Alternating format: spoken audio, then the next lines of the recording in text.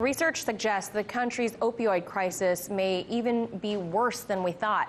Natasha Sweatte takes a closer look into efforts being made to combat that epidemic. A whopping 70,000 opioid-related deaths may have gone unaccounted for in a span of 17 years, according to researchers at the University of Pittsburgh.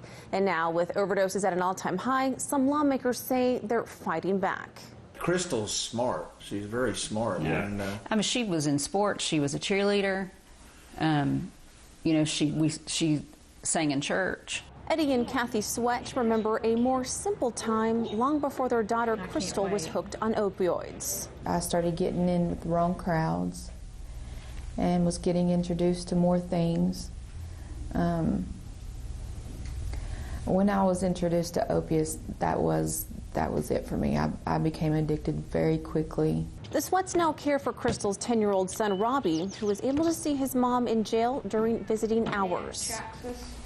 Hope that she'll get out soon, and hope that I get to catch her up on everything that she's missed. Crystal is one of some 2 million Americans who experts say have abused prescription pain pills and street drugs.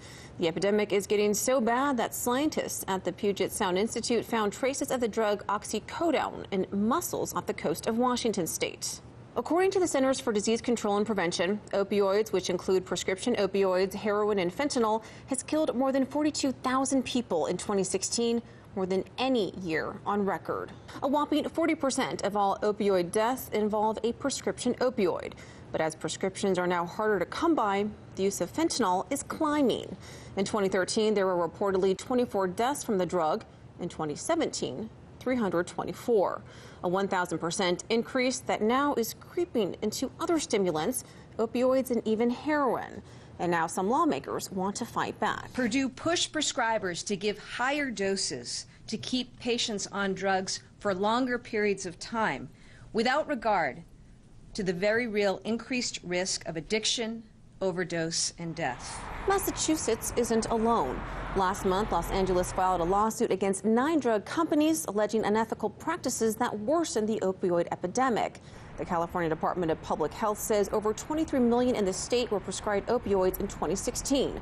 There were more than 2,000 deaths attributed to opioid overdoses that same year. Los Angeles Mayor Eric Garcetti said more people died in LA last year from overdoses than homicides. The lawsuit also targets the middlemen, wholesale distributors, including the McKesson Corporation, for its failure to report large suspicious orders. The Healthcare Distribution Alliance, representing wholesale distributors, said in a statement, quote, "Those bringing lawsuits would be better served addressing the root causes rather than trying to redirect blame through litigation." Rural areas in Northern California and places like Eureka say their heroin epidemic is getting overlooked. And now, as fentanyl is being unknowingly mixed into batches, users may not realize just how lethal their habit has become. In Los Angeles, Natasha Sweatte, RT.